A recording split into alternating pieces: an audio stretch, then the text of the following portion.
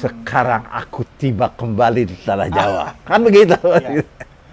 Nggak tahu ceritanya bagaimana tergerak hatinya Bu Fatmawati untuk menjahit bendera merah putih itu. Nah, kalau tempo hari di dalam pidato radio saya menyampaikan kita akan merdeka setelah jagung berbuah. Sekarang saya bisa pastikan kita akan merdeka sebelum jagung berbunga.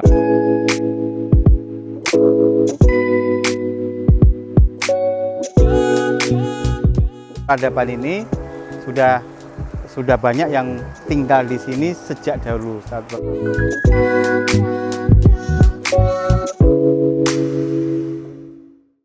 Selamat siang teman-teman Jejak Dua Dwipa pencinta sejarah. Kali ini edisi spesial ini. Kita udah ditemenin Pak Chan, ditemenin lagi Pak Rusdi Hussein.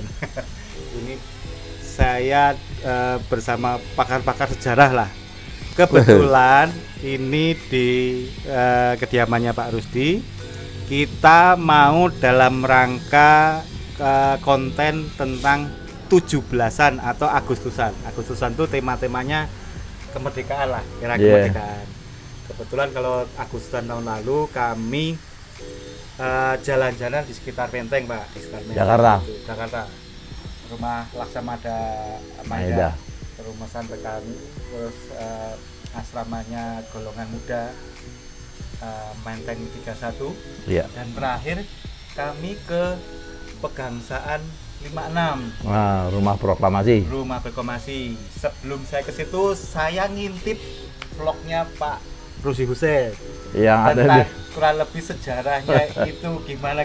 Nah, teman-teman, kebetulan ini kami langsung bersama Pak Rusdi Hussein dan Pak Chan yang kebetulan juga hadir ikut beberapa terlibat dalam sejarah dari selanjutnya ya, setelah era itu tuh gedung Pegangsaan 56 ini diapakan ya itu. Oke, Pak Pak Rusdi, mungkin bisa diceritakan ke kami, Pak, itu Pak Karno menempati rumah itu sejarahnya gimana dan selanjutnya, Pak? Iya, sebetulnya kan persoalannya adalah zaman Jepang ini ada perubahan strategi politik, yaitu para petinggi atau para pimpinan nasional Indonesia itu didekati oleh pihak Jepang kalau mereka itu bersedia untuk bekerja sama, tanda kutip ya. Yang pertama tentu saja yang telah terhubung adalah Bung Hatta lebih dulu, yang memang sudah kembali dan menetap di Sukabumi setelah masa terakhir penjajahan Belanda ya. Jadi Bung Hatta itu bersedia sebagai pimpinan daripada Badan Penasehat ya. Di mana di bawah beliau itu bekerja hampir semua orang Indonesia, tidak boleh orang Jepang gitulah. Salah satu permintaannya. Dan itu tidak lama kemudian pada bulan selanjutnya, lupa saya, bulan Juli kalau nggak salah ya, seperti yang tertulis dalam sejarah, Bung Karno itu dihubungi oleh pihak Jepang ketika itu beliau masih ada di Sumatera. Masih Bengkulu, pengasingan Bengkulu. Setelah dari Bengkulu beliau dibawa ke Padang. Masih ceritanya. Dan ketika kesempatan itu ada, diminta datang ke Bukit Tinggi, di sana bertemu dengan pimpinan Jepang, bukan dari tentara ke-16, ya itu yang lain lagi kesatuannya. Jadi bisa dihubungkan dan cerita Bung Karno dalam persoalan itu ada ketertarikan beliau karena soal janji kemerdekaan diberikan dari Jepang. Jadi akhirannya melalui jalan yang berliku-liku, jalan darat gitu ya, dan dari Palembang itu dengan perahu kecil yang panjangnya beberapa meter gitu ya, beliau berangkatlah ke Jawa dari Palembang. Jauh banget itu, Pak. Bukan jauh lagi, Jauh banget. kagak bisa makan ceritanya, bukan ada dalam bukunya. Oh, gitu ya. Katanya mabok. Mabok, Pak, itu udah pokoknya 2 hari 2 malam. Kalau dari Lampung deket, Pak. Dari Palembang. Palembang, Iya. jauhnya, minta ampun. Kalau dari Lampung waktu itu udah susah kendaraan juga. Ini udah zaman Jepang ya. Iya. Banyak. Itu tahunnya tahun berapa ya? Itu sudah tahun 42 42 ya. pertengahan bulan Juli. Ya, ya, ya. Alhasil Bung Karno waktu itu didampingi oleh Bu Inggit, istrinya. Kemudian ada anak angkatnya Soekarti. Tapi oke. Ratna Juamin nggak ada karena sudah menikah dan tinggal di Bandung. Fatmawati juga masih belum ikut. Belum ada cerita. Belum. Alhasil ceritanya Bung Karno itu kabarnya perlu disampaikan juga kan ya. Iya, iya. Beliau itu di luar pengetahuan Ibu Inggit sempat pergi ke Bengkulu Oke. karena mendengar Ibu Fatmawati akan dinikahkan dengan Oh, oke. orang lain begitu. Iya. Nggak mau. Jadi jaminan itu rupanya diberikan kepada Pak Hasanuddin gitu. Ya, ya, ya, ya.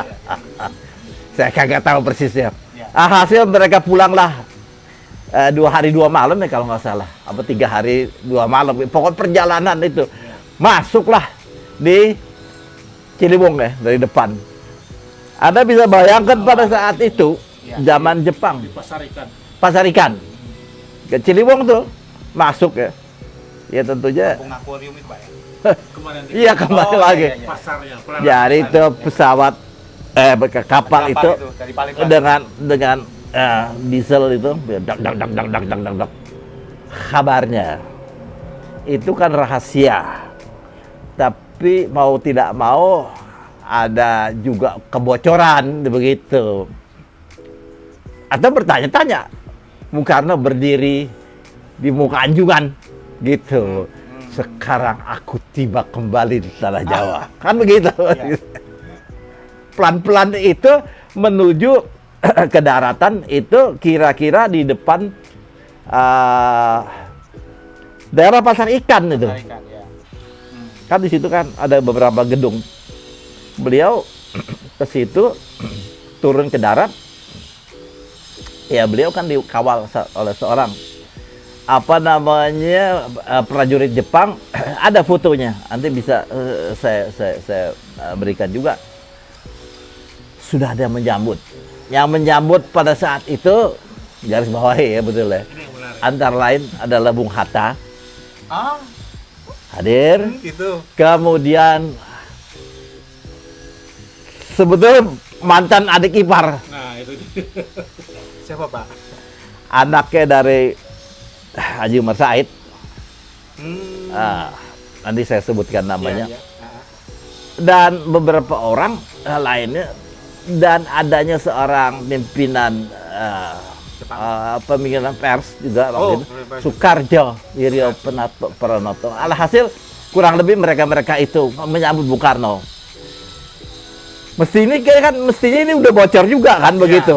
iya. Tapi bisa ditahan sedemikian rupa. Maksudnya adalah melalui Bung Hatta menawarkan untuk tinggal. Soekarno nggak ada rumah waktu itu. Ya, ya. Jadi ketika itu digambarkan sepertinya ada Ratna Juami dan Asmara Hadi ya. Iya. Sepertinya mungkin juga hadir juga di situ dari gambar-gambar yang ada gitu. Baru mereka kembali ke Jakarta dan malam itu menginap di tempat Bung Hatta. Sampai dengan pada suatu hari Bung Karno itu seperti biasa mendapat rumah di Diponegoro nomor 11. Agak jauh dari rumahnya Bung Hatta. Rumah Bung Hatta dulu ya. Tetapi rumah itu udah bikin rungsing Bung Karno. Apakah alasan itu? Bung Karno menyatakan yang saya butuhkan adalah rumah dengan halaman luas. Itu ada di dalam buku. Jadi kalau yang di Ponegoro 11 itu nggak seluas yang Pegangsaan 5. Kagak panjang, iya. Oke. Dan tidak ada kebun. Ah, Ibu Inggit ya ceritanya nih ya. Beliau ingin ada aktivitas. Alhasil Shimizu, kepala propaganda Jepang ya, Ya, tokoh itu, yang membagi-bagikan rumah itu akhirnya memanggil Khairul Basri dalam persoalan ini ya, dalam cerita pendeknya itu ada di dalam beberapa informasi di media. Tanya, tahu ada rumah sebagaimana yang dimaksud Iya. oleh Tuan Soekarno atau- Soekarno begitu. Saya akan mengusahakan, kata Khairul Basri. Alhasil bersama dengan temannya di keliling kota segala rupa, ada beberapa rumah ditawarkan. Bung Karno tertarik kepada rumah di Jalan Pegangsaan. Rumah itu yang tadi dikatakan memang sebagai rumah instansi, tidak jelas. Apakah itu rumah pribadi? Ya, ya. Juga tidak jelas. Tetapi ketika itu ditinggalkan oleh si Ya, ya. pengacara itu Dari bersama istrinya. ini ya, Pak Rusdi bilang dari tracing nomor alamat sama buku telepon. Ada semua, Iya, iya. ada semua bahan itu belakangan baru kita selidikin. Alhasil dibicarakan rumah ini dibutuhkan oleh pemerintah pendudukan tentara ke-16. Ada yang nempetin, Pak. Ah, Itu pada waktu itu sudah ada yang nempetin sebenarnya. bukan itu memang dia tinggal di situ. Masih Suaminya itu sudah masuk interneran. Oh, gitu. Ada tendensi kalau pada saat itu wanita belum. Suami-suaminya iya, aja yang dianggap serius lah. Tahan udah nggak ada orang laki situ. Jadi saya tidak bersedia keluar dari rumah sini, kata si nyonya. Iya. Kagak tahu ceritanya bagaimana, siapa yang pernah lawan Jepang waktu itu ya. Jepang gitu. Khairul Basri juga rupanya ngomong tegas juga. Akhirnya mereka dipindah tuh, dipindah akhirnya. Sejak saat itu kemudian rumah itu dipakai oleh Bung Karno dan Ibu Inggit. Ya. Ratna Juami pun ngumpul di situ, tetapi di pavilion Ya. dengan suaminya Asmara Hadi. Saya nggak tahu apa udah punya anak tuh, saya rasa. Tapi mereka tinggal di situ. Nah, cerita ini bisa diterasir karena Bung Karno bulan-bulan terakhir itu, ya itu rada kurang cocok sama Bu Inggit. Karena Bung Karno sejak masih di Bengkulu kabarnya pernah menyuarakan kalau beliau itu tidak punya keturunan gitu. Mungkin kalau diizinkan dia menikah lagi, ada harapan bisa punya keturunan. Tapi Bu Inggit bilang, no, terdaik di kadu. Kan panjang ceritanya, cerita itu. Jadi Bung Karno ini, apalagi beliau sudah bisa nyelip dan bertemu dengan Pak Hasanuddin, dengan Fatmawati dan sebagainya. Janji itu apakah perlu direalisir atau bagaimana? Akhirnya keputusan itu diambil untuk memperkuat. Bung Karno meminta 3 serangkai, 4 serangkai, 4/4. Bung Karno, kemudian Bung Hatta, kemudian Ki Hajar sama Mas Mansur. Bikin surat, ada surat itu. Bung Karno Bung Hatta dalam bukunya bilang, Bung Karno ada aja. Pakai mau kagak, keberadaan kami juga perlu bisa tidak gitu. Jadi Bung Karno membuat pernyataan di situ, ditandatangani oleh 4 orang itu, berempat itu, dan kemudian tidak berapa lama kemudian Bu Inggit diceraikan resmi dan dibawa ke ke Bandung. Bu Inggit itu anak dari HWS Cokroaminoto atau bukan? Bukan. Oh, bukan ya? Jadi anak Pak Cokro istri pertama ya.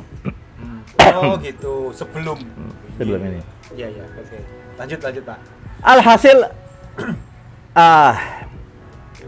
saya pernah bertemu dengan beberapa orang. Saya dianjurkan untuk yang masih hidup, karena Ratna Juami pada saat itu sudah meninggal, untuk bicara dengan Soekarti. Soekarti itu yang masih hidup, sampai sekarang masih hidup. Untuk kalau ada waktu Pak Rusdi wawancara beliau, karena saya sudah bicara dengan beliau. Ya, ya, ya. Pada malam itu waktu Bu Inggit diantar ke Bandung dan diterima di rumah mantan suaminya yang dulu, Haji Sanusi. Iya, iya, iya. Dan Bung Karno kembali lagi ke Jakarta. Bung Karno tidak bisa tidur. Jadi untungnya itu ada seorang karyawannya itu, bantunya yang tinggal sendirian, yang lain udah pada pergi semua. Pegawainya, anak buahnya Bu Inggit, cucunya, istrinya, semua udah diangkat semua. Nah, Bung Karno tidur sama si pegawainya itu, dan pegawai yang dia bawa dari Pulau Timor ya. Itu bercerita lengkap mengenai bagaimana keresahan Bung Karno. Waktu sudah ditinggalkan. Perpisahan meneteskan air mata. Iya benar. Meneteskan air mata dan sebagainya. Dan rumah itu sepi. Tapi cerita biasa disambung dengan Bung Karno mengirim telegram ke Bengkulu untuk menyatakan kepada Pak Hasanuddin untuk silahkan datang ke Jakarta. Itu siapa Pak? Ayahnya dari Ibu Fatmawati. Jadi Bu Fatmawati itu kan sejak beberapa saat ya, dia pernah tinggal di rumahnya Bu Inggit, di rumahnya Bung Karno di Bengkulu, kemudian sendiri tuh. Nggak tahu sebabnya apa. Pokoknya alhasil rumah itulah yang kemarin beberapa lama yang lalu didatangi oleh Pak Jokowi, diterima oleh Sukma dan Guruh. Ada videonya. Oke lah, cerita itu akhirannya mereka datang, dan Bung Karno untuk itu adalah pernikahan wakil. Saya kagak tahu pernikahan wakil macam bagaimana. Akhirannya itu pernikahannya berarti di Jakarta ya? Bukan, di Bengkulu. Jadi pernikahan itu namanya pernikahan wakil. Ya nggak boleh apa-apain kali ya. Alhasil datanglah gitu keluarga, menginap sudah di rumah Pegangsaan Timur. Saya nggak tahu persis ya. Bung Karno juga mendatangkan orang tuanya. Jadi Pak Sukeni ya, bukan Sukemi. Pak Sukeni dengan ibu datang ketika Bung Karno sudah menikah dengan, atau katakanlah sudah serumah dengan Ibu Fatmawati. Di Pegangsaan Timur ya. Banyak foto-fotonya itu, saya punya bukunya sendiri. Dan di zaman Jepang itu Pak Sukeni kan meninggal. Ya. Tahun 43 apa 44 ya gitu ya. Pak Sukeni ya, meninggal di situ, Jakarta. Jadi ibu akhirnya pulang sendiri. Tapi selama zaman Jepang itu kedua orang tuanya itu tinggal di Pegangsaan. Jadi untuk meramaikan atau menghidupkanlah apa namanya keceriaan rumah tangga ini dalam suasana. Gitu. Tahun 44 hamil Ibu Fatmawati. Sebelum kemerdekaan. Iya, ketika ke Guntur dihamilkan berapa bulan? 9 bulan apa ya? Ya. Nggak tahu ceritanya bagaimana tergerak hatinya Bu Fatmawati untuk menjahit bendera merah putih itu. Kabarnya. Jadi itu sebelum kemerdekaan? Belum. Oh gitu. Kalau Ridwan Saidi kan bilang sudah. Ya. Lembar proklamasi enggak. Itu sebelum kemerdekaan tahun 44. Itu yang menjadi pertanyaan adalah berita bagaimana ceritanya nih bendera itu. Nah, ini balik lagi kepada Shimizu. Shimizu itu adalah penguasa Jepang yang selalu, saya pikir dekat dengan Bung Karno ya, dan selalu diminta bantuannya, menugaskan seorang anak buahnya mencarikan bahan bendera. Kalau Bapak tahu, saya masih pernah dulu pakai halus Oh, oke. Tiup Bahannya. bahannya, ketiup angin halus, bahannya sendiri. Iya, iya. Kelihatannya cuman selembar, kagak bersusun, Iya. berlibet gitu ya. Jadi si tentara Jepang itu membawakan 2 blok. Dapatnya adalah dari gudang India di jalan di Pasar Baru, di jalan Pintu Air. Iya, iya, iya, iya. Ini Bu, Pedagang tekstil. tekstil lah. Itu persediaan Iya, kagak tahu iya. bisa ada waktu itu bikinan Inggris tuh kan ya. Iya, iya. Buatan Inggris. Itulah yang dijahit Berarti sebagian. Pak, tahun 44 itu konsep warna bendera sudah ada. Ini sudah lebih tua dari itu karena waktu tahun 28 juga sudah. Oh, jadi Sumpah Pemuda itu merah putih. Jepang udah ada. datang udah bendera di mana-mana merah putih. Oh, iya, iya, iya. Betul, betul. Di film-film ini ada. Iya, ya alhasil merah putih itu sudah pernah dirayakan 100 tahun merah putih. Lebih tua dari 45. Jadi Belasan. salah seorang pengembang ceritanya itu adalah Yamin. Muhammad Yamin ya. Bercerita gula kelapa, Ya. kan gitu. Gula kelapa, ya. Sampai urusan tek-tek bengek akhirnya merah putih itu umurnya sudah 100 tahun. Sampai namanya Nusantara nih. Apapun juga Indonesia itu. namanya. Iya, iya, iya, iya. Kecintaan bangsanya. Iya. Dan ketika dijahit oleh Ibu Fatmawati itu, hebat deh, Ibu Fatmawati udah berpikir ya, bahwasanya akan tiba saatnya Indonesia diproklamasikan, kita mempunyai bendera yang Jadi jahitnya dipegang Santi. ada fotonya dari foto-foto lama sebelum rumah dibongkar, ada gambar itu semua, tempatnya itu di belakang itu ada ruang terbuka, betul bukan terbuka tapi ada atapnya, cuman bolong ya, bolong Terang di kiri kanan. kiri kanan ada pagar. Karena Bu Fatmawati jadi di situ. Itu sudah era BPU, masih era BPUPKI atau sudah PPKI, Pak? Ini tahun 44 Pak. Jadi- BPUPKI itu 45 Pak. Oh, ya jauh sebelum ya? Jauh sebelumnya. Harus diajukan jempol seorang wanita Iya. yang sedang hamil tua, Iya, iya, iya. dan itu adalah sejarah. Iya, iya, iya. Saya rasa salah satu alasan Bu Fatmawati dapat pahlawan nasional, salah satu beliau menjadi. Jadi siaplah sudah Iya, iya, iya. pemikiran itu. Betul, betul. Lalu Bung Karno jarang tinggal di rumah karena beliau, apakah dalam persoalan ini resmi berkaitan dengan sebuah promo pihak Jepang yang sudah menyelenggarakan sidang BPUPKI 1-2, Iya, iya, iya, iya. kemudian membentuk panitia persiapan kemerdekaan PPKI dan sebagainya gitu ya. Hasil Bung Karno dalam itu banyak melakukan perjalanan, Betul, terutama di Jawa, berpidato udah akan. Kalau kita ngomongin memang kagak enak. Iya. Filmnya saya buat banyak gitu. Alhasil akhirnya tibalah saat pada satu hari tanggal 9 Agustus Ya. Semingguan sebelum. dia diberitahu oleh Jenderal Nishimura, ada filmnya, Betul. bahwasanya ada undangan dari Dalat, dari Vietnam ya. Jenderal Terauchi Terauchi. yang akan menyampaikan bahwa pihak Jepang sudah akan memberikan kemerdekaan. Jadi diminta kepada Soekarno-Hatta dan Ketua BPUPKI Dr. Rajiman, Ya. Bung Karno meminta kesediaan juga ada seorang dokter pribadi beliau untuk ikut, Dr. Soeharto, yang tidak ada dalam daftar. Berangkat juga dah, pagi-pagi, subuh, malam apa ya. Berangkat pesawat Singapura, lalu disambung mereka pergi ke Saigon, rencananya mau turun di Saigon, banjir.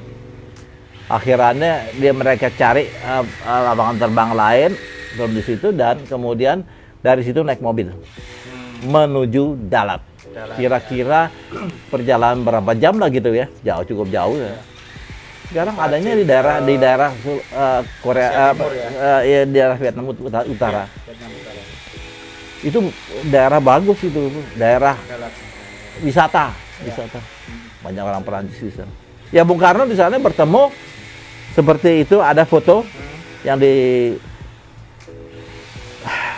diberikan ilustrasi diterbitkan oleh koran Suara Asia ya, dan sebagainya. Cuman disebutkan sebuah kota di Asia gitu. Ya di situ Bung Karno mendapatkan berbagai pesan-pesan. Oke. Perlu diketahui Jenderal Terauchi waktu itu sudah setengah stroke. Oh, sepuh sekali kan ya. Soal Pemimpin tinggi Asia Timur, ya. soal sepuhnya sih ya pasti ya. Tetapi baik Nggak beberapa pejabat tinggi Jepang udah kagak betah deh, udah kalah perang.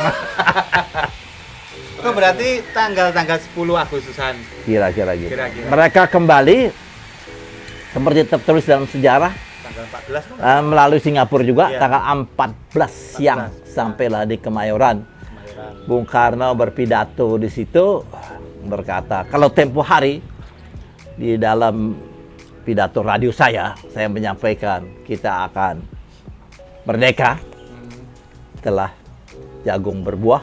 Sekarang saya bisa pastikan kita akan merdeka sebelum jagung berbunga. Kan begitu ceritanya. Itu ada tuh guntingan koran. Tanggalnya disebutkan nggak, Pak? 24 Agustus apa? Belum. Oh, belum. Ada ide yang beberapa tulisan-tulisan rencananya proklamasi tanggal 24 atau 25. Oh, oke. Ya, Tetapi karena sudah bocor, Jepang sudah Bom. diserbu sama Rusia, dan ada kabar kalau di Jepang ada huru-hara lain dan sebagainya. Itu kan ada kudeta kan, ada kudeta dan sebagainya. Akhirannya Bung Karno ngomong Bung Hatta, kalau mungkin dipercepat. Ini sejarah ya. Dan sebagaimana tertulis juga dalam sejarah, ide kemerdekaan tidak hanya dari pihak Soekarno-Hatta Ya. saja Golongan yang ada pendapat kemerdekaan hadiah dari Jepang, ada pendapat. Ya. Syahrir sudah mendengar berita Ya. Jepang sudah minta kalah tanggal 15, kemudian para pemuda juga merasa berkepentingan mendesak Bung Karno untuk menyampaikan pidato kemerdekaannya, maka tanggal 15 malam itu terjadi perdebatan antara Wikana dengan Bung Karno. Wikana kalau ceritanya beberapa orang itu karena ini sudah berlangsung 78 tahun yang lalu ya. Cerita sudah rancu gitu. Siapa-siapa yang hadir di situ. Jabatannya di mana? Di rumah Bung Karno.